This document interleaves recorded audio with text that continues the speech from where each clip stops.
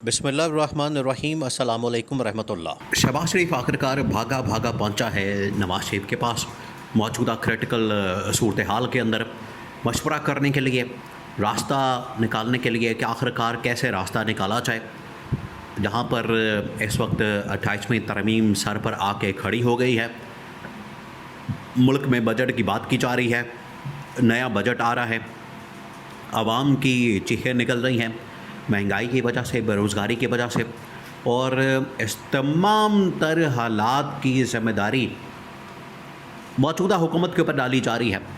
और मौजूदा हुकूमत में लीडिंग पोजीशन के ऊपर इस वक्त शहबाज शरीफ मौजूद है। तो शहबाज शरीफ के ऊपर सारा ये मलबा गिराया जा रहा है और इस्टेब्लिशमेंट ने भी इस तरह के कार्ड खेले हैं।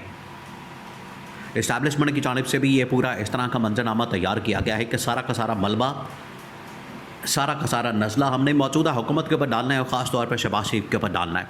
ये सूरत हाल बन चुकी है।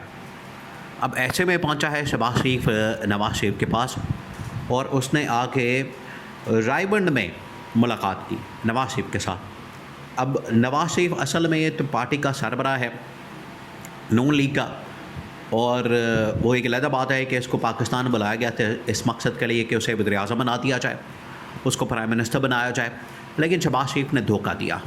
अब उसके पास यही रास्ता बचा था कि शहबाज शरीफ को वज़ीर-ए-आज़म बना दिया जाए और मैं अपनी जो लेगेसी है वो मरियम नवाज़ को ट्रांसफ़र कर दूं और मरियम नवाज़ को वज़ीर-ए-आला पंजाब बना के उसके बाद इसको वज़ीर-ए-आज़म बना दिया जाए।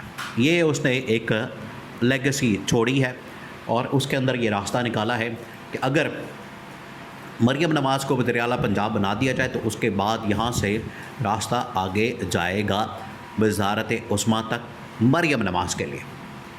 अब शहबाज शरीफ की मुलाकात हुई है नवाज़ शरीफ के साथ। बहुत ही क्रेडिबल, बहुत ही अहम तरीन सोर्सेस के ज़रिए से ये बात कन्फर्म हुई है, इस चीज़ का इंकशाफ हुआ है कि नवाज़ शरीफ ने शहबाज शरीफ को 2-3 बड़े अहम तरीन मशवरे दिए हैं, बहुत अहम तरीन।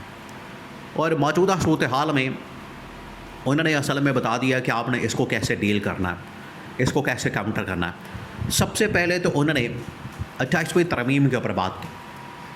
उन्होंने कहा कि ये 28वीं तरमीम के ऊपर तुम बिल्कुल मत पढ़ो, निकल जाओ बीच में से, तुम्हारा इससे कोई लेना देना नहीं। ये अगर पीपल्स पार्टी और इस्टेब्लिशमेंट आमने सामने है तो इस्टेब्लिशमेंट ना जाने और पीपल्स पार्टी जाने।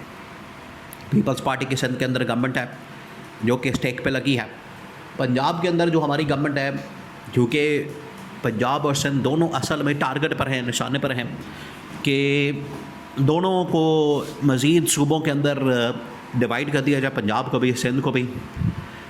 नवाज शरीफ ने कहा है कि मैं इस्टेब्लिशमेंट के साथ कोई ना कोई मुकाबला कर लूँगा, कोई 1-2 सूबों के अंदर मैं अपनी गवर्नमेंट बना लूँगा। अगर पंजाब के 3 सूबे बन जाते हैं फॉर एग्ज़ाम्पल, तो 2 सूबों में मैं अपनी गवर्नमेंट निकाल लूँगा और सिंध के अंदर डिवाइड करना पीपल्स पार्टी के लिए ये मसला बन चुका है। इसके अलावा 18वीं तरमीम, फाइनेंशियल बोर्ड, NFC, वो तमाम चीज़ें। तो नवाज शरीफ ने शहबाज शरीफ को कहा कि तुम बीच में से निकल जाओ, तुम्हारा कोई ताल्लुक़ नहीं इस पूरे मामले से। आसिफ ज़रदारी को डील करने दो, पीपल्स पार्टी को डील करने दो, वो कैसे डील करते हैं, क्या करते हैं, और इसके अंदर एक खिचड़ी पकाने दो। पीपल्स पार्टी असम्बलियाँ तोड़ने की बात करे, इस्तीफ़े देने की बात करे, रिज़ाइन करने की बात करे, रेजिस्टेंस करने की बात करे, जो करती है करने दो, इससे कम से कम हमारा ही फ़ायदा होगा।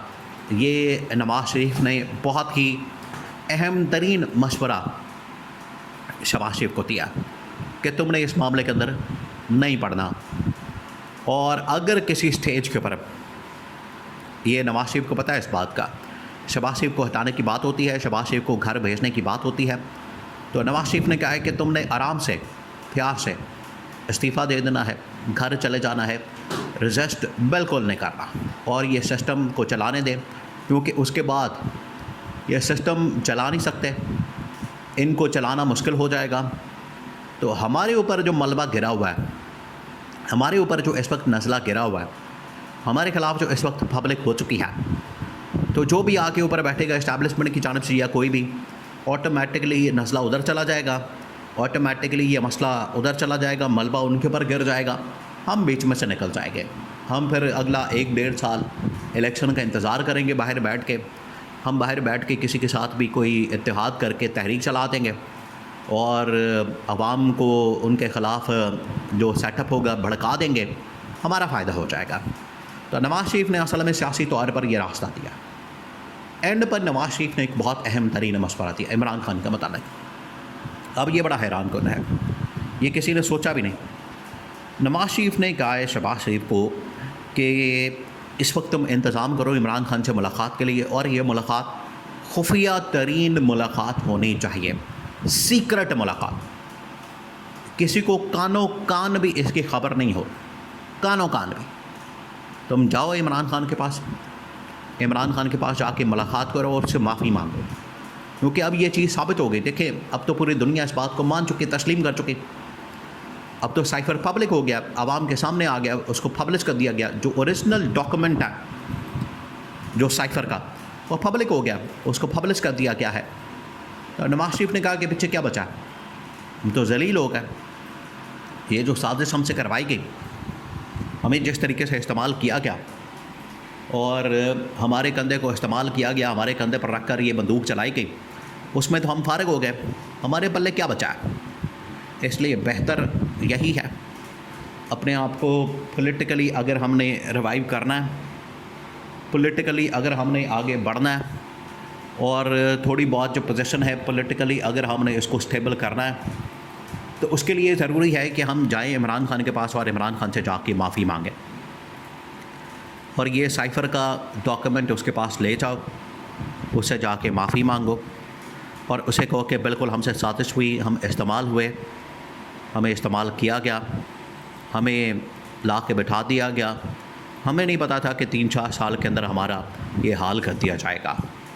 तो जाके इमरान खान से माफ़ी मांगो, अजाला जेल में मुलाकात करो और फिर आके मुझे रिपोर्ट करो। ये नवाज़ शरीफ ने जो फाइनल इसको मशवरा दिया, अल्टीमेटम दिया, वार्निंग दी, ख़बरदार किया कि ये जाके काम करो। अगर ये जाके काम कर लेते हो तो फिर तुम्हारी बचत है, सर्वाइवल है, पॉलिटिकली हमारा जो वोट बैंक है थोड़ा बहुत बहाल हो सकता है, रिवाइव हो सकता है, वरना ये पॉसिबल नहीं, मुमकिन नहीं। और इसको रिवाइव करना, इसको वापस लाना, ये फिर हमारे लिए बड़ा मसला बन जाएगा, मुश्किल हो जाएगा। तो सबसे बेहतरीन सलूशन ये है, हल ये है कि जाओ जाके इस मसले का हल निकालो, इस मसले को सॉल्व करो और इसको जाके इमरान खान के सामने रखो, इमरान खान से मुलाकात करो और इमरान खान से माफ़ी मांगो। क्योंकि अब दुनिया के अंदर ये बिल्कुल वाज़ेह हो गया, दुनिया के अंदर ये बिल्कुल सामने आ गया। अब हमें मुँह छुपाने की जगह भी नहीं मिलेगी। आवाम के अंदर जाएंगे तो हमें गालियाँ पड़ेंगी। कम अज़ कम इससे जो 50% आवाम के अंदर हमारा जो इमेज है बेहतर हो सकता है, हमें कुछ बेहतरी के चांसेस मौजूद हैं। और अगर इमरान खान से माफ़ी मिल जाती है तो हमारा पॉलिटिकल रिवाइवल उसके बाद आसान हो जाएगा।